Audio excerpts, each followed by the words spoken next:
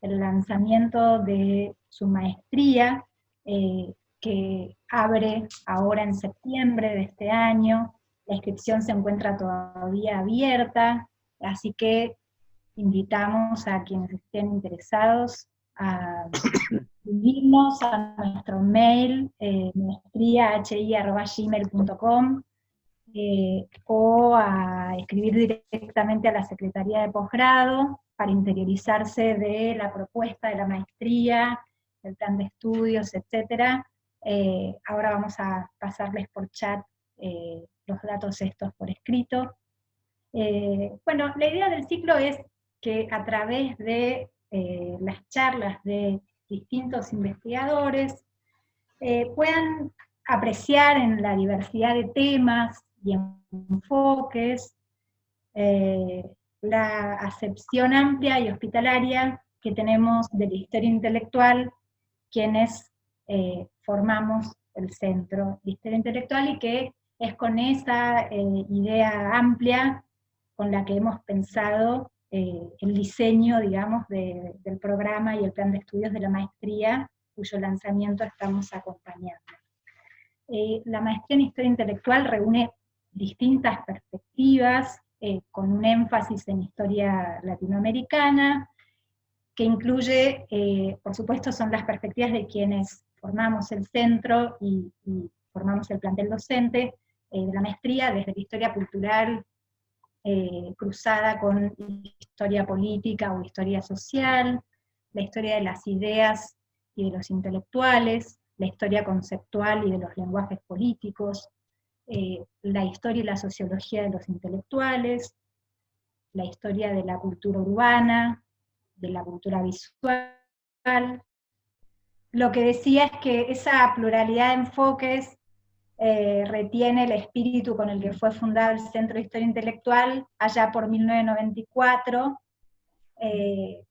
por Oscar Terán, Carlos Altamirano, Adrián Gorelick, Jorge Myers y Elías Palti, que es nuestro actual director.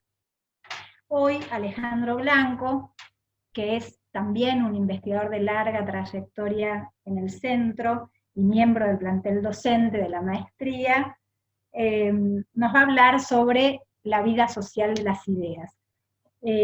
Alejandro Blanco tiene una línea de investigación centrada en la historia y la sociología comparadas de los intelectuales, que ha fructificado en una serie de estudios acerca de las ciencias sociales y la crítica literaria en Argentina, Brasil y México.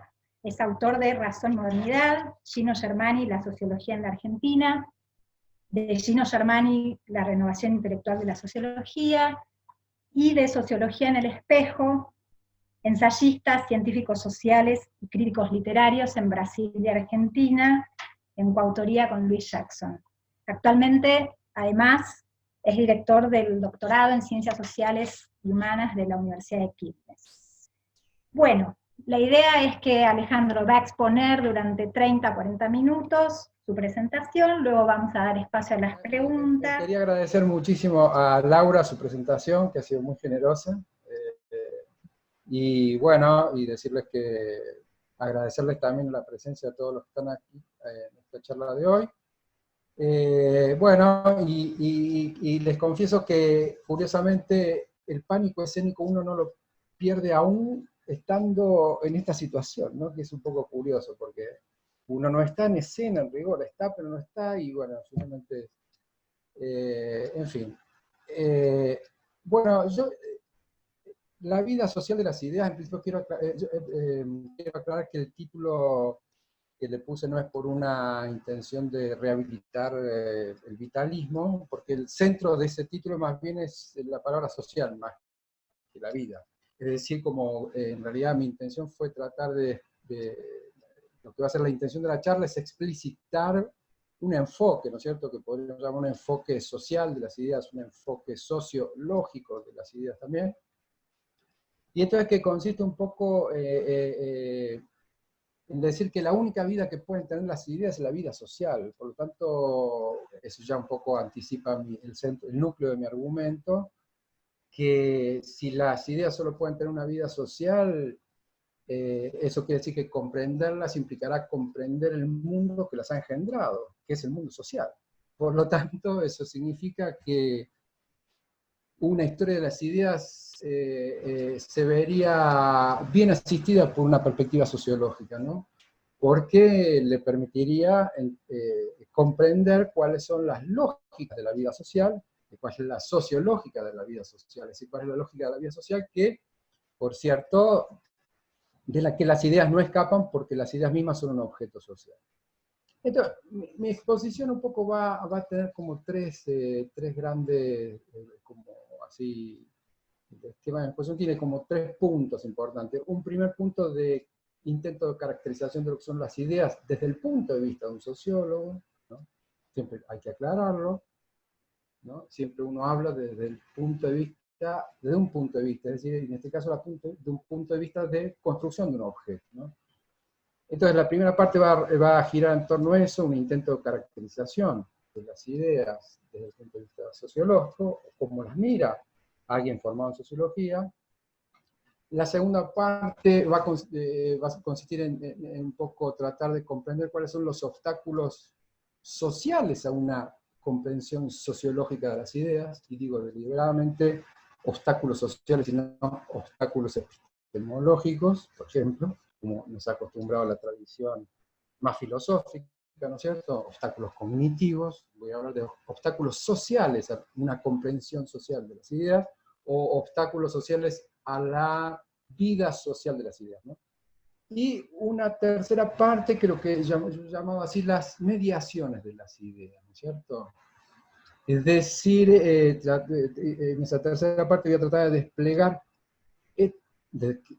digamos, ¿cuál es un conjunto aproximado de mediaciones que tenemos que tener en cuenta a la hora de intentar comprender a las ideas o comprender la vida social? Entonces, ese es el esquema de mi exposición, ¿no? Caracterización de las ideas, obstáculos sociales a una comprensión social de las ideas, y inventario de las mediaciones sociales de las ideas, ¿no? Y por cierto, intentaré un poco con lo que me ayude mi memoria a ir,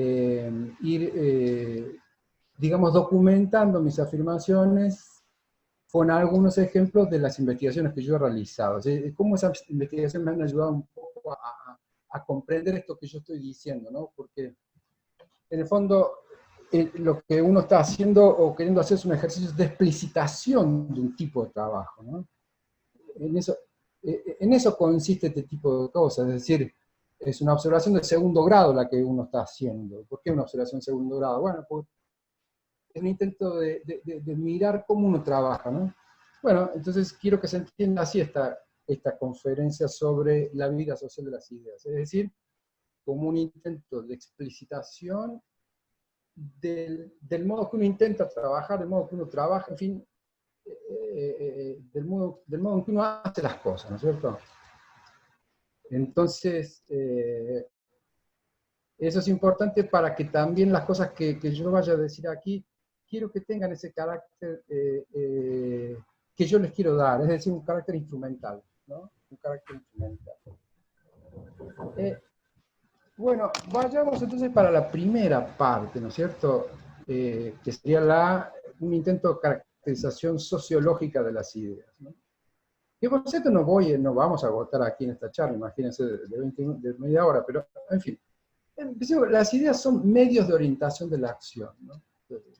Desde el punto de vista sociológico, las ideas es un ítem de un concepto más amplio que incluye a las ideas, y que es el concepto de acción social. Por lo tanto, desde el punto de vista sociológico, las ideas son un ítem de un concepto más amplio que es el de acción social. Pero claro, no son, son un ítem muy importante, imagínense. ¿Por qué? Porque justamente estoy diciendo, son medios de orientación. Es decir, es imposible concebir la acción humana sin una orientación. Y esa orientación proviene ¿de dónde? De los instrumentos, no, proviene de lo que llamamos las ideas. Su concepto más amplio sería un mundo simbólico, ¿no es cierto? Por eso el simbolismo es importante para la vida social. Porque el simbolismo, Digamos así, el simbolismo es un capítulo, es un componente estructural de la acción. No hay acción sin simbolismo, podríamos decir, ¿cierto? Por lo tanto, yo no puedo entender la acción si no entiendo el simbolismo. Bueno, esa es una primera afirmación. Una segunda afirmación, las ideas son objetos sociales, ¿no es cierto? ¿Qué quiere decir que son objetos sociales? Que son como los automóviles, que son como la indumentaria, que son como las otras personas que también son objetos sociales, que son como las instituciones. Y si son objetos sociales, eso quiere decir que nosotros tenemos una relación con las ideas. Por lo tanto, nosotros tenemos que tener en cuenta, por lo tanto, que cuando nosotros hablamos de las ideas, no podemos omitir ese momento que es la idea de que nosotros tenemos relaciones con las ideas. Claro. Y entonces, ¿qué crees? Todos tenemos las mismas relaciones. No, las relaciones que cada uno de nosotros pueda tener con las ideas será algo que varíe en función de otras cosas, de lo que varía, en función de las cosas a partir de las cuales varían las relaciones sociales, ¿cierto? En función de nuestra posición en un espacio, en función de nuestra estructura patrimonial, en función de nuestro sexo, en función de nuestra religión. Imagínense, la relación que tiene un agente con la religión no es la misma si ese agente es profano o es religioso. Por lo tanto, vean ustedes cómo la relación que tenemos con las ideas se ve siempre, es una relación que está mediatizada, ¿no es cierto? Bueno, mediatizada, ¿por qué? Por lo que podríamos llamar por ahora en un plano muy general la experiencia social. Entonces, en el fondo, si uno tuviera que, ¿qué son las ideas? Y es un intento de caracterización, reitero, no esencialista, porque las ideas no tienen ninguna esencia en rigor, sino que es un intento de caracterización sociológica. Las ideas son superficies de inscripción, ¿no es cierto?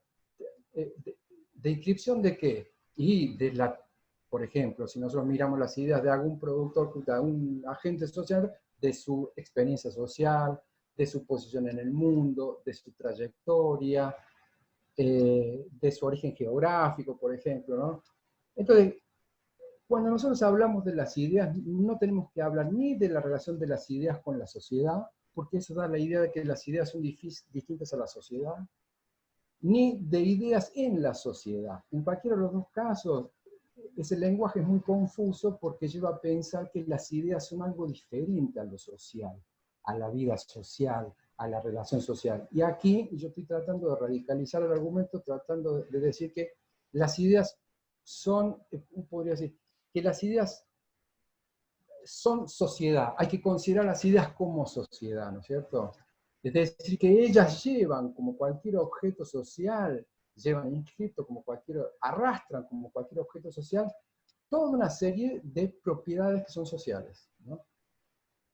Bueno, eh, veamos algunos ejemplos de esto que yo, de esta observación más general, ¿no es cierto?, sobre la vida social de las ideas. ¿Cómo uno puede decir que tienen vida social? Bueno, por ejemplo, las ideas viajan, ¿no es cierto? Como viajan todos los objetos sociales, ¿verdad? Viajan las personas, viajan las mercancías. ¿Por dónde viajan? Viajan por un espacio, ¿no es cierto? Pero que no es un espacio plano, horizontal, es un espacio que llamamos social los sociólogos. ¿Cómo es el espacio social? Y es un espacio estratificado, es un espacio lleno de fronteras, es un espacio lleno de divisiones, es un espacio lleno de una geografía, es un espacio en el que cuesta desplazarse de un lugar a otro, porque cuesta ¿qué? Cuesta, en fin, cuesta, ¿cómo podríamos decir? Cuesta patrimonio desplazarse de un lugar a otro, ¿no es cierto? Imagínense, desplazarse de un diploma de maestro a un diploma de profesor universitario cuesta un montón de años de escolarización. Entonces vean ustedes cómo cuesta desplazarse de una condición estatutaria a otra, ¿no es cierto? De maestro, acudo al ejemplo de los maestros un poco evocando la linda charla de Flavia de la última vez. La condición estatutaria de maestro y la condición estatutaria de profesor universitario no es la misma, ¿no es cierto? Y por eso esos dos agentes tienen una posición muy diferente en un espacio social, y por eso viajar de un lugar a otro cuesta sociedad, digamos así, ¿no? Entonces, las ideas, fíjense, se desplazan por un espacio que es el social, y yo doy un ejemplo que siempre se me viene a la cabeza de un gran sociólogo, ¿cierto? Extraordinario, un sociólogo de la cultura, del conocimiento, que fue Norbert Elias, y que todos conocen más o menos ese argumento en aquella distinción sobre cultura y civilización, que todos quizás debemos, la mayor parte de los que estamos aquí, conocemos o recordamos, ¿cierto? ¿Y qué demostró Elías? Bueno, que esas dos palabras, cuando se desplazan por el espacio social, experimentan, pero severas inflexiones de sentido. Entonces, la civilización es una idea cuando es vociferado, vocalizado, mejor dicho, por la nobleza cortesana de la sociedad alemana, o del Estado, porque no había Estado alemán, sino de los pequeños estados alemanes, y otra cosa es cuando esa misma idea de civilización es vocalizada por lo que se llama en alemán, que todos sabemos, Bildungsbürger, ¿no es cierto? Esa clase media educada, que es muy típica de esa región del mundo occidental, ¿no? Bueno, o sea, que fíjense que la misma idea de civilización, que dejemos de lado la culto, porque la culto va a ser una invención de ese grupo, un poco para rehabilitarse socialmente. Pero dejemos de lado eso. Lo cierto es que la palabra civilización sufre una inflexión de sentido muy importante cuando cambia de ambiente social, podríamos decir así, es más sencillo, ¿no? Es decir, cuando se desplaza de una región del espacio social a otra región del espacio social, de una región superior a una región inferior, podríamos decir en este caso, ¿no? Bueno, así como las ideas viajan por el espacio social, reitero, entonces, y por lo tanto ven que no tienen ninguna esencia las ideas, porque esas ideas, conforme viajan, conforme se desplazan, ¿no es cierto? Los sociólogos somos especialistas en el espacio, eso siempre insisto. Entonces, si hay un gran hallazgo cognitivo, es la capacidad que, los conceptos que hemos construido para poder pensar el espacio, ¿no? Esas ideas también, fíjense ustedes, cuando se desplazan así como se desplazan por el espacio, al desplazarse por el espacio, se desplazan también por el sistema ocupacional, ¿no? ¿Y cómo? Que sí, por el sistema ocupacional, por las profesiones. ¿Y qué implica eso? Que las ideas también ahí van cambiando conforme nos desplazamos de unas ocupaciones. ¿Qué racismo de la inteligencia, como podría ser malinterpretado? O racismo cultural. Por eso hay ideas de periodistas, ideas de diplomático, ideas de militar, ideas de empresario, ideas de profesor, ideas de maestro. ¿Qué quiero decir con eso? Que las ocupaciones, como todos sabemos, ¿qué implican respecto a las ideas? Las ocupaciones lo que hacen es establecer determinadas condiciones de producción, de adquisición y de circulación de las ideas. La ocupación de maestro no es la misma que la ocupación del profesor universitario, aunque se parezcan, ¿no es cierto? ¿Por qué? Porque las condiciones de adquisición de las ideas, las condiciones de producción de las ideas son completamente diferentes en un caso y en otro. Bueno, ¿cuáles serían los indicadores de esa diferencia? Muchísimos, ¿no es cierto?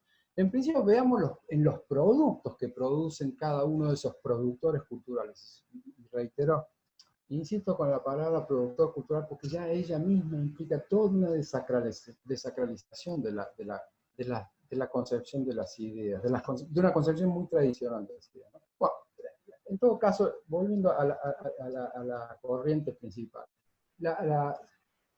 si existen ideas de periodista, ideas de diplomático, es porque cada una de esas ocupaciones, o cada una de esas profesiones, en cada una de esas ocupaciones o profesiones, los agentes que participan de esos campos, de esos espacios, están sometidos a condiciones de adquisición, de producción y de intercambio de las ideas.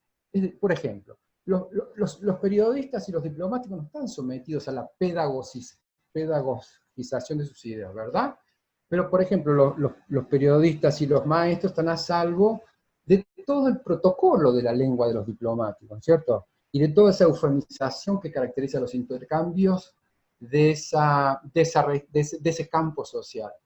Y con esto quiero decir, y ustedes dirán, pero ¿cuál es la importancia de eso? Bueno, la importancia de eso es porque justamente las ideas se modifican en función de esa serie de coacciones que en el fondo esas coacciones son las formas, las censuras socialmente aceptadas, ¿no es cierto? Todos sabemos, todo espacio, toda ocupación, toda profesión, si existe porque en ese lugar existen formas particulares de hablar de las cosas del mundo, ¿no es cierto? Social o natural, que sea.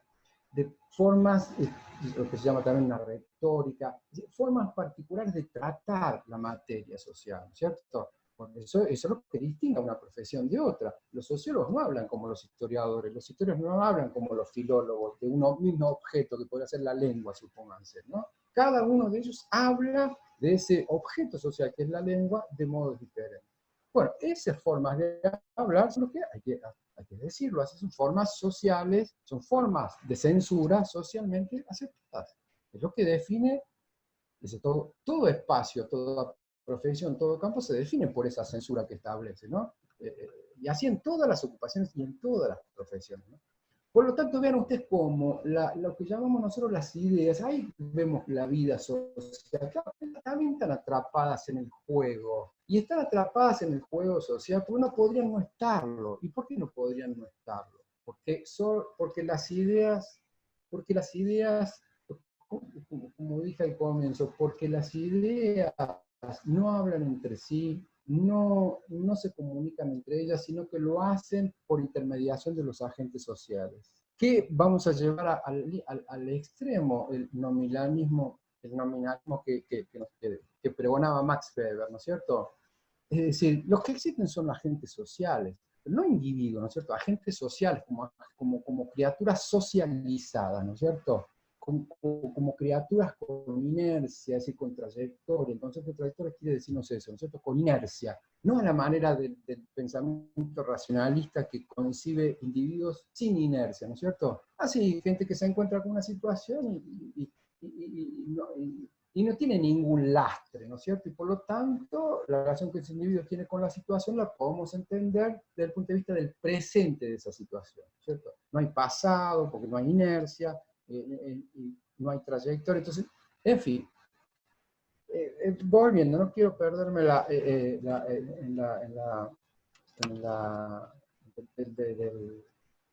del centro del argumento. Paso a otro ejemplo de cómo las ideas tienen una vida social, tienen una vida social, y por lo tanto comprenderlas nos exigirá, disculpe que sea agua para mi molino, el auxilio de la sociología, vamos a decirlo así, ¿no? ¿Por qué? Porque si la única vida que las ideas tienen una vida social, comprenderlas implica comprender la vida social. Entonces, por ejemplo, las ideas y la autoridad, un capítulo central, ¿no es cierto? Que cada uno de nosotros que trabaja con las ideas se encuentra. Bueno, todos sabemos que las ideas no valen por sí mismas, no tienen autoridad en sí mismas, las ideas no, su fuerza de persuasión, su fuerza de convencimiento, su fuerza de expansión. Muchas veces nosotros descubrimos, mira esas ideas que ganaron esa notoriedad y esa influencia en la vida, y muchas veces decimos, y a mí no me gusta tanto, pero en fin, vean ustedes, entonces, ¿de qué depende la autoridad que tienen las ideas? Bueno, en el fondo podríamos decir, el error de los historiadores y de los lingüistas, muchas veces error del lingüista también, es creer que eso está en la lengua misma, o que están las ideas mismas, es decir, que la autoridad de la idea, o la autoridad de la frase, o la autoridad de la locución, está en las ideas mismas. Y en realidad, bueno, todos los que provenimos de las ciencias sociales, sabemos que la autoridad es función de otras cosas, ¿no es cierto? Por ejemplo, es función de la condición estatutaria de los hablantes, ¿verdad? Y por condición estatutaria hay que entender un concepto que no es el de la competencia técnica, ¿no es cierto? Sino que es el de la competencia social, ¿verdad? Quien tiene autoridad para hablar depende de cosas como el sexo, depende de cosas como su origen social, depende de cosas como su origen geográfico. Es decir, fíjense que todo lo que llamamos la competencia social de un hablante no se reduce a una competencia técnica, ¿no es cierto? Si por competencia técnica entendemos la idea de que todos somos seres racionales que podemos hablar. Eso no sirve para nada, ¿no es cierto? No sirve para nada saber eso. Lo que nosotros tenemos que entender es por qué unos hablan con más autoridad que otros, ¿no es cierto? Es decir, ¿por qué durante mucho tiempo los hombres hablaban con más autoridad que las mujeres? Pues bueno, esas cosas, ¿verdad? ¿Por qué estos agentes sociales hablan con más autoridad que aquellos otros? En fin, y ahí nosotros vemos que, por lo tanto, vemos ustedes, la fuerza de una idea, en el fondo, claro, hay un concepto que yo me estoy pasando por alto, la vida social o ese espacio que yo estoy describiendo es un espacio de relaciones de fuerza, traducidas, que nosotros vivimos, como somos historiadores de ideas, vivimos como relaciones de sentido, ¿no es cierto? Pero en el fondo, detrás de esas relaciones de sentido hay relaciones de fuerza, ¿no? ¿Entre qué? Entre lo único que puede haber de relaciones de fuerza, entre agentes sociales, que son grupos, fracciones de grupo, instituciones, en fin, cristalizados bajo sus en sus diferentes expresiones fenoménicas, ¿no es cierto? Pero, en el fondo, toda esa relación de fuerza siempre es una relación de fuerza porque existen agentes sociales, ¿no es cierto? Bueno, luego, esa autoridad, por cierto, también, claro, acá no tenemos que quedar solo con la trayectoria, la gente, su posición, su condición estatutaria. También depende de los campos, ¿no es cierto?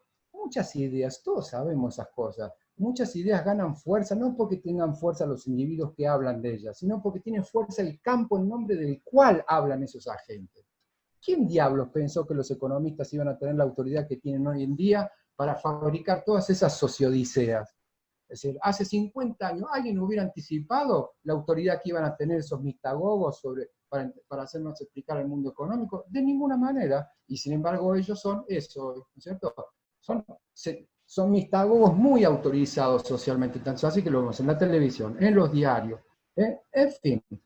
No hace falta abundar sobre eso, ¿no? Pero ven ustedes cómo la fuerza entonces de las personas empíricas que nosotros vemos hablar en la televisión o vemos escribir en los diarios, no es fuerza de ellos, es una fuerza delegada de un campo que ha ganado fuerza en el campo de producción cultural, que es el campo de los economistas frente a otros que también tienen, claro, formalmente tanto derecho a hablar sobre las cuestiones económicas, sobre la inflación, sobre esas cosas, pero ese o sobre los sacrificios que debemos hacer, ¿no es cierto? Porque siempre está en juego eso en la sociodicea.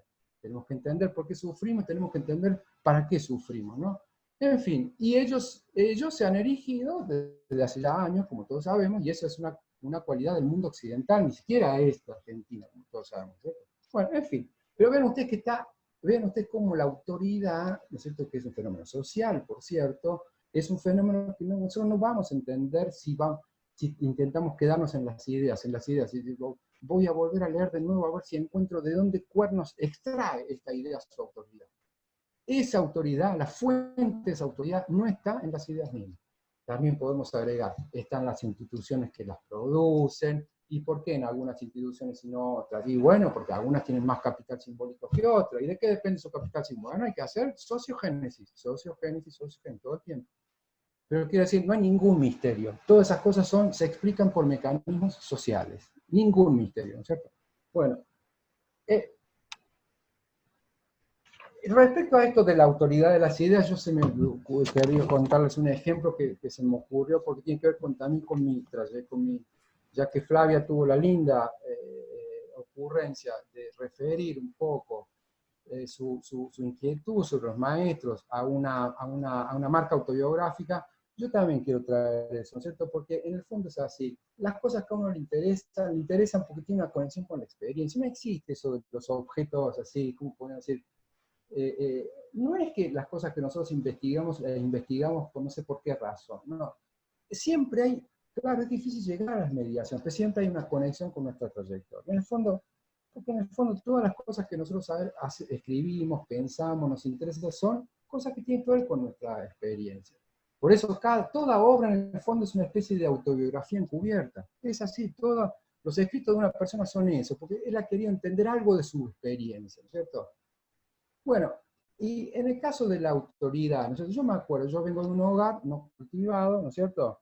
Y por lo tanto, donde las ideas socialistas, por ejemplo, eran consideradas como podían ser consideradas en el universo de cualquier familia no cultivada, de origen irigoyenista, porque mi familia era, y bueno, ideas foráneas, ¿no es cierto? Esas cosas que nosotros sabemos, ¿no es cierto? Ideas alienígenas. Pero, yo recuerdo siempre de niño, cuando aparecía la palabra Alfredo Palacios, todo se paraba.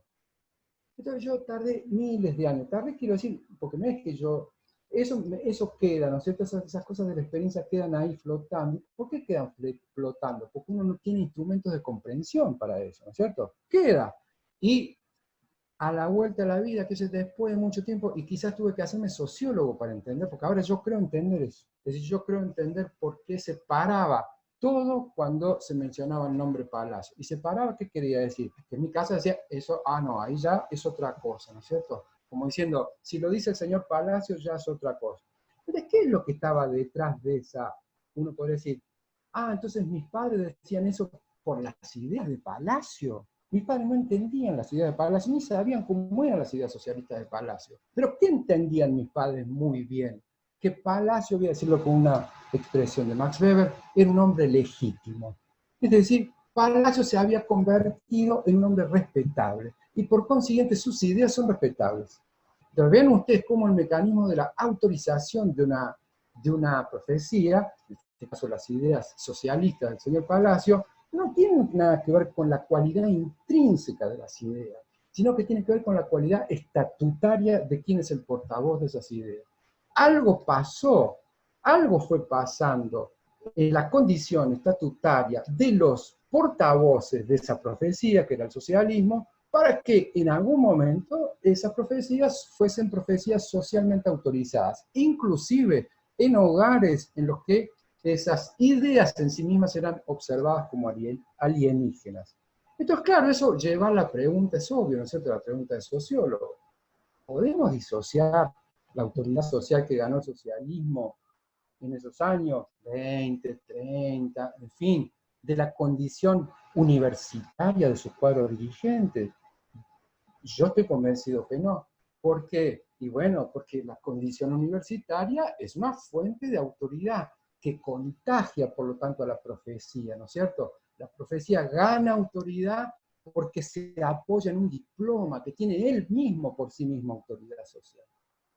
Entonces, y eso también nos ayuda a entender por qué al mismo tiempo la clientela de ese partido eran, fíjense, los marcadores, clase media urbana, otra cosa es una clase media rural, clase media urbana, de origen migratorio, que le ha ido bien un poco bien es decir, con ascensión social, que le ha ido bien, relativamente bien, y con buena voluntad cultural. Claro, y bueno, una cosa siempre reforzó a la otra, ¿no es cierto? Si el Partido Socialista siempre estuvo para el mundo intelectual, como el mundo intelectual estuvo para el Partido Socialista, es porque mutuamente entre ellos se ofrecían los mejores mercados para su producto, ¿no es cierto? Es obvio eso, ¿no es cierto? Si yo tengo aprecio por la cultura, si yo creo que las personas que tienen que tener autoridad la tienen que tener fundada en cultura, y yo voy a votar al Partido Socialista, me van a gustar los políticos socialistas. ¿Por qué? Porque son como yo, en cierto modo, son políticos cultos, ¿no es cierto? Vean ustedes cómo, ese es un capítulo que nosotros llamamos, que nosotros tenemos esa tradición, que es la tradición que nos legó Max Weber, ¿no? Afinidades selectivas. Las ideas las entendemos así, ¿no es cierto? Un poco, es decir, las ideas no, es decir, no, así entendemos el modo en que las ideas se propagan, ¿cómo podemos decir? Ganan fuerza. Es decir, claro, las ideas ganan fuerza cuando toman grupos. Estoy haciendo un relato, no crean que yo estoy siendo teleologista, no estoy haciendo de las ideas, acabo de decir que las ideas no caminan solas, ¿no es cierto? Pero es un modo de hablar, déjenme hacer. Es decir, el mundo occidental, según Max Weber, ¿se acuerdan ese argumento? Cambió una vez que el protestantismo colonizó un grupo muy grande de personas, ¿no es cierto? Bueno, ¿y por qué lo colonizó? Porque los protestantes se convencieron de la veracidad de esa teoría. No, ¿no es cierto? Afinidades selectivas, ¿no es cierto? Las afinidades selectivas que hay entre el Partido Socialista y el mundo intelectual es por eso, ¿no es cierto? Como a mí, político socialista, me encanta la cultura y tengo enorme respeto por la cultura, nunca me voy a sentir tan consagrado si el que me consagra es el mundo intelectual. Y a la inversa, ¿no es cierto? Si yo soy un intelectual y a mí me gustan los políticos que tienen lindas ideas, que tienen ideas, en fin, vean cómo funciona, vean cómo, al menos así entendemos desde el punto de vista sociológico, que las ideas se enganchan con esos agentes, ¿no es cierto? Así entendemos esa relación. Bueno,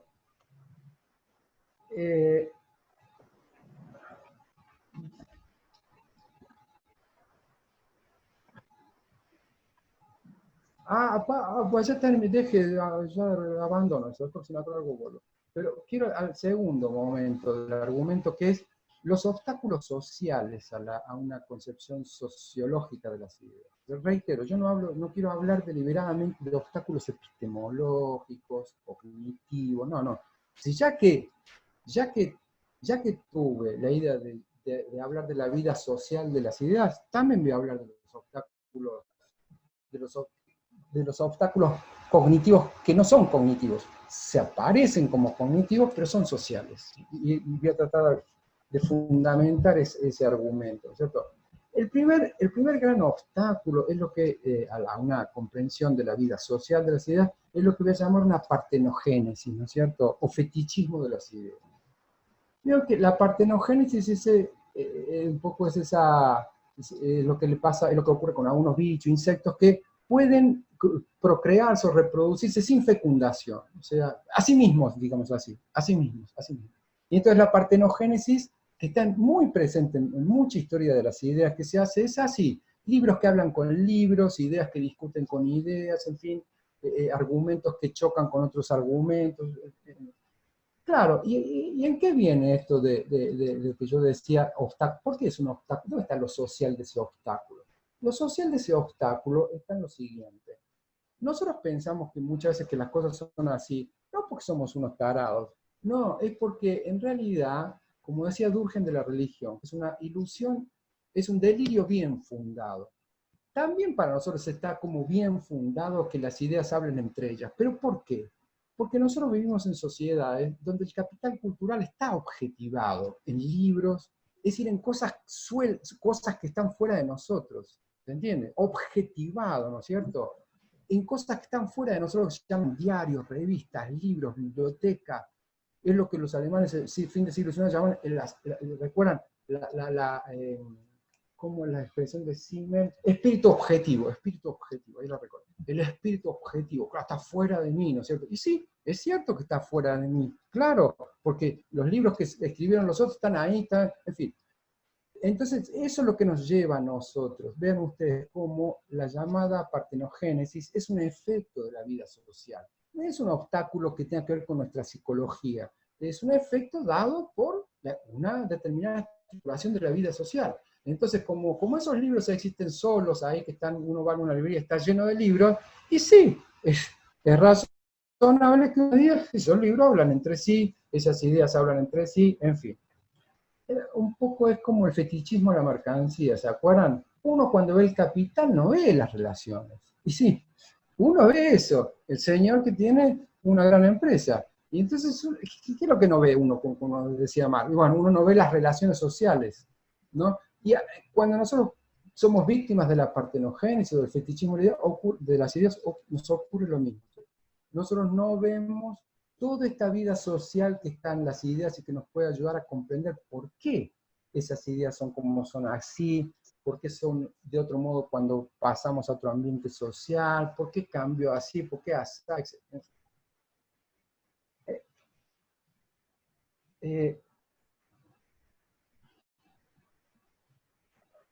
Bueno, segunda razón de por qué, o segunda razón de otra razón de por qué nosotros tendemos a pensar así en las ideas, o sea, a incurrir en que las ideas se engendran solas a sí mismas.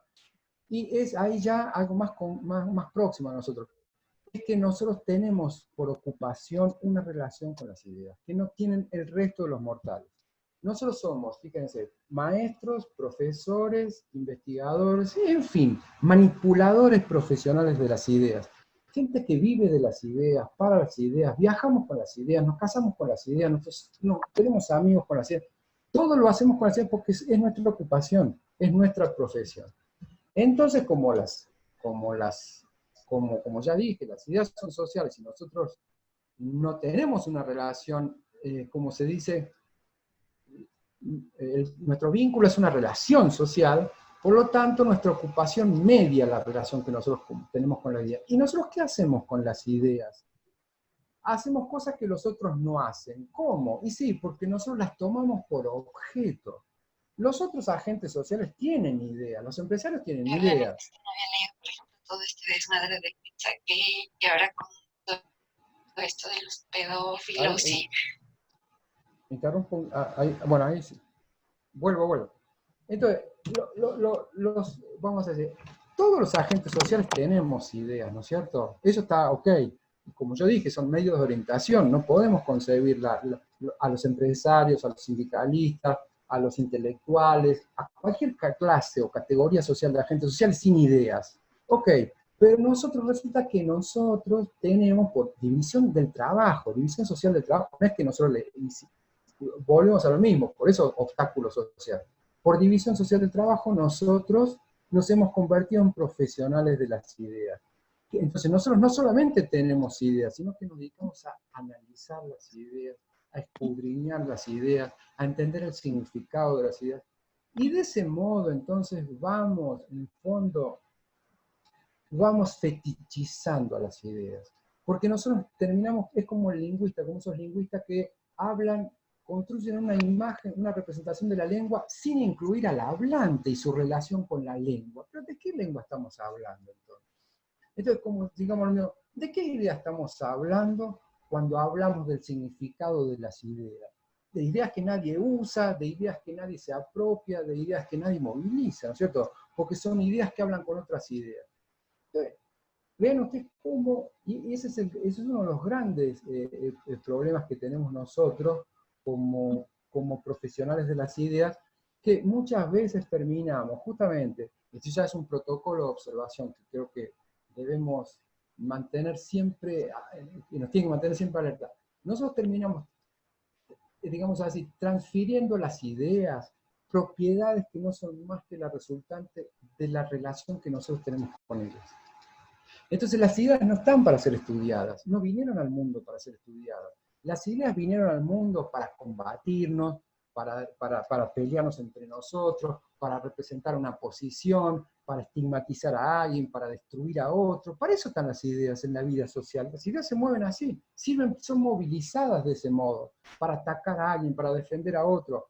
Pero nosotros terminamos creyendo que esas ideas vinieron al mundo para ser estudiadas, para ser examinadas en su significado. Y por lo tanto, volvemos a lo mismo, ¿cierto? Terminamos transfiriendo al objeto cosas que son propiedades que son el resultado de la relación que nosotros tenemos con ese objeto.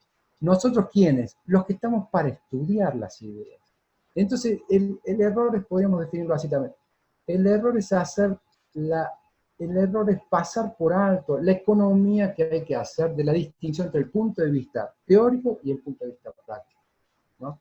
Nosotros tenemos un punto de vista teórico. ¿Por qué? Porque, reitero, somos observadores de segundo orden, ¿no? Profesionales de las ideas, las tomamos por objeto. El resto de los mortales, es decir, el resto de los que actúa con ideas, hace eso, tiene una relación práctica con las ideas, porque actúa con ellas, ¿no es cierto? Entonces, esa es una distinción que es importante para que, reitero, nosotros de contrabando no le hagamos ser a las ideas lo que ellas no son, ¿no? En fin. Bueno, acá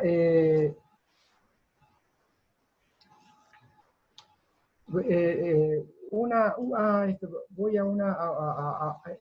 a lo que aquí tituló el esencialismo de las ideas, que es como un tercer obstáculo, un segundo obstáculo, el segundo obstáculo social, a lo que yo creo que, en mi opinión, nos ayudaría a avanzar en la vida social de las ideas, entender la vida social de las ideas. ¿Qué es la idea, ojalá la redundancia, de que las ideas tienen una esencia, ¿no es cierto? ¿Vieron? Y bueno, entonces hacemos la idea socialista, hacemos la idea liberal, en fin, hacemos la idea comunista, hacemos la...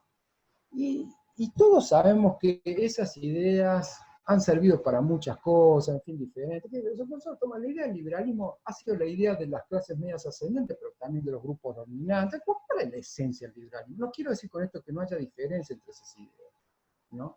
Pero lo que, claro, que yo estoy hablando de la vida social, estoy queriendo decir que el socialismo, como las profesiones que yo estudio, ¿no es cierto?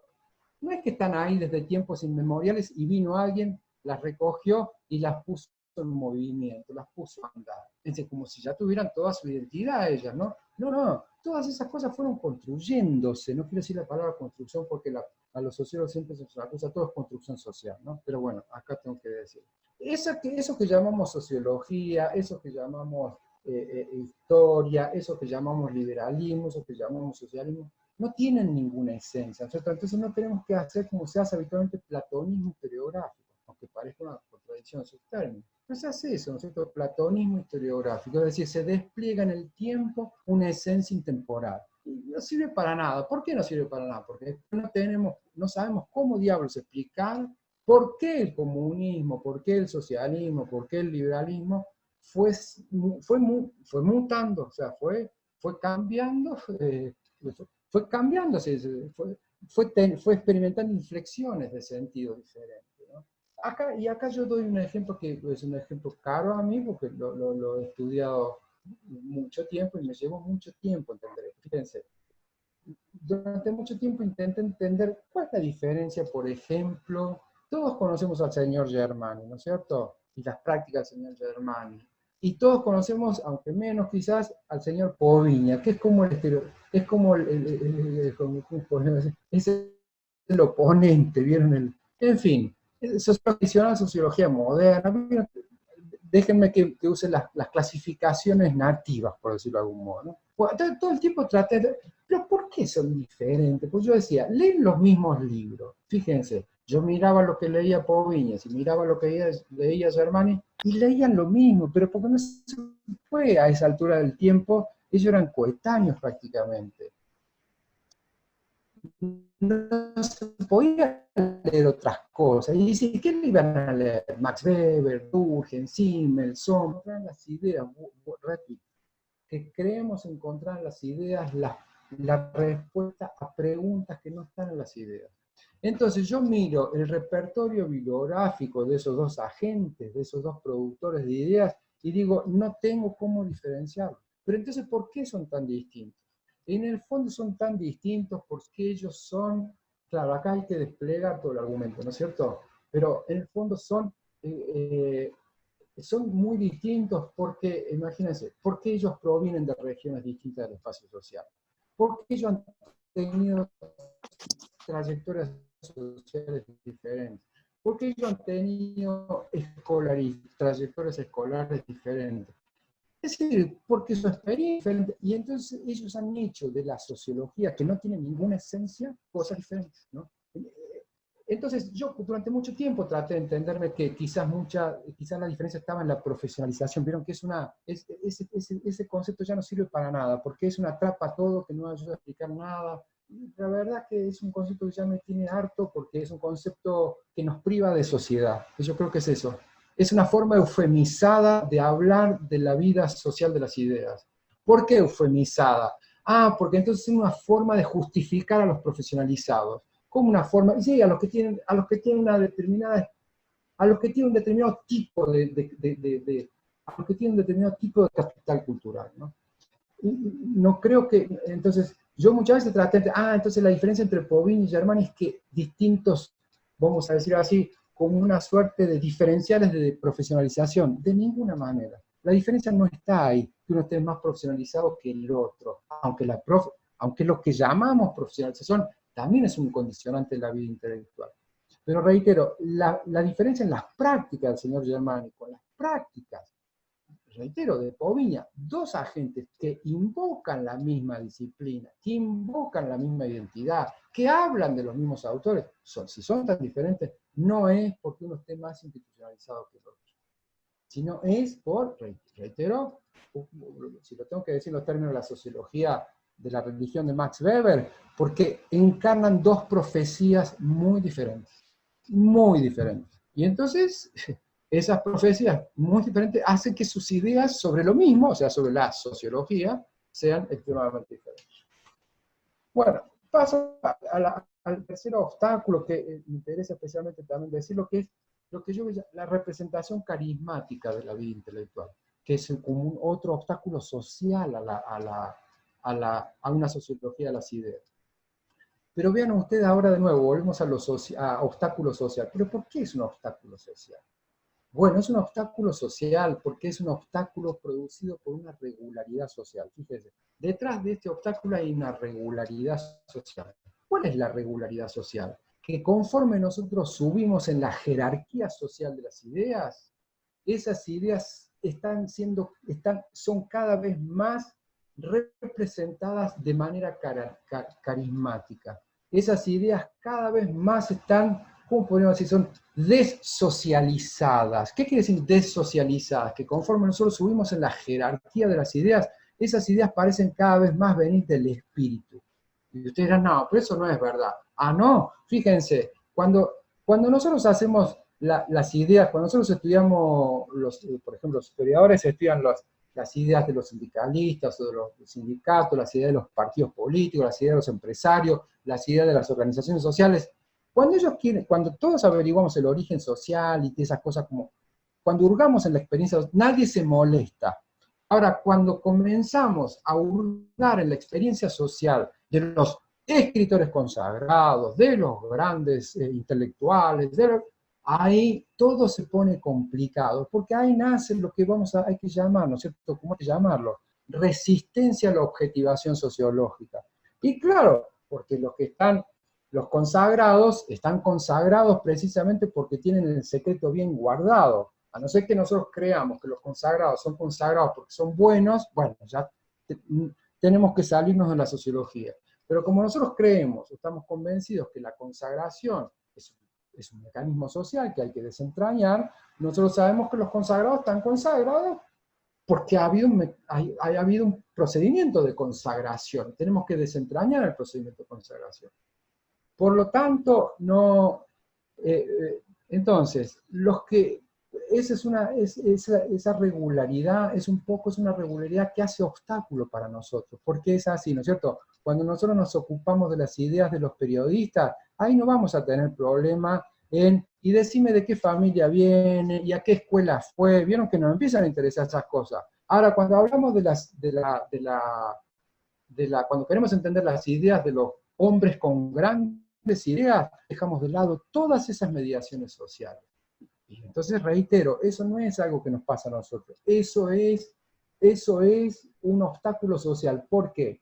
Porque está lleno de agencias consagradas, que son las agencias de los profesionales del comentario, consagrados a mantener la fetichización de eso, a mantener esas cosas, a mantener esa división social, ¿no? A mantener esa distinción social. Flavia, en su charla dejó entrever eso, ¿no es cierto? El problema no es que los maestros son o no son intelectuales, porque nosotros no podemos hacer eso, no podemos decidir sobre eso, porque no tiene ninguna... Sí, Laura, ahí voy. A ver, ¿cómo, Laura? Decime así. No, que si podés andar cerrando en un par de minutos. Perfecto. Entonces, cuando Flavia, lo de maestros, que no son intelectuales, pero no son intelectuales no por obra de nosotros, que no querramos, que sí, que no, no son intelectuales porque están en una posición en la división social del trabajo. Es decir, ellos están condenados a esa posición, pero por factores sociales, es decir, porque hay una división social del trabajo, ¿no es cierto?, que los condena en lugar de ¿qué? De los reproductores en lugar de los productores, ¿no? Bueno, entonces como obstáculo social.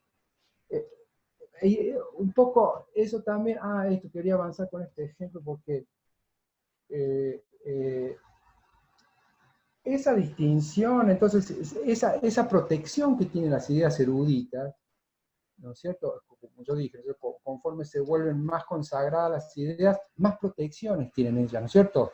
Están todos los profesionales del comentario protegiéndolas a ellas, ¿no es cierto? La geografía es el género por excelencia de todo eso, ¿verdad? La geografía, la celebración, etc. Entonces hay que dar una batalla, por eso es difícil hacer historia social de las ideas o recobrar la vida social de las ideas. Bueno, porque como podríamos decir, reitero, hay instituciones consagradas a proteger. Y esa protección, cuando nosotros descendemos en la jerarquía de las ideas, ellos quedan totalmente en situación de orfandad, esas ideas, pobrecitas, ¿no es cierto? Porque no cuentan con todas esas instituciones que van a proteger. Bueno, Del mismo modo, por eso hay, fíjense, esa distinción hace todo sentido con, cuando nosotros estudiamos a las ideas consagradas, a nadie se le ocurre contabilizar, objetivarlas con la encuesta, porque claro, esos son mecanismos que afectan, ¿cómo podríamos decir?, la espiritualidad de esas ideas, ¿no es cierto? Pero no tenemos ningún problema cuando estudiamos las ideas ordinarias, ¿no es cierto?, que no son consagradas, aplicar los métodos de la observación social, ¿no? Es como si yo les dijera, ¿cuántos de nosotros se atreve a incluir, por ejemplo, queremos entender las ideas del Perindongui? ¿Cuántos de nosotros nos atreveremos a incluir al Perindongui en una prosopografía de escritores nacidos en la primera mitad del siglo XX? ¿Por qué no lo hacemos? Hay que preguntárselo. Eso es un obstáculo social, no es algo que esté en al Perindongui. El Perindongui es como cualquier mortal, ¿no es cierto? Como cualquier otro historiador, como cualquier otro productor cultural. Pero vean ustedes, en cambio, si nos ocupáramos de los profesores de historia del sistema de enseñanza medio, ahí sí vamos a admitir fácilmente la encuesta, ahí fácilmente vamos a admitir toda esa, ¿cómo podemos decir?, toda una serie de procedimientos de objetivación de esos agentes, claro, y eso ¿por qué? Y bueno, porque sucede, no es que nosotros pensemos así explícitamente, pero detrás de eso está eso, ¿no es cierto? Esa distinción entre ideas consagradas o eruditas e ideas no consagradas eruditas, ¿verdad? Y por eso, y por lo tanto, la distinción entre objetos nobles y objetos no nobles, ¿no? Estudiar la novela semanal de manera cuantitativa va de suyo. Ahora, ¿a quién se le ocurre leer una novela semanal, ¿no es cierto?, y tomársela en serio, como escuchamos en serio a las ideas eruditas? En fin.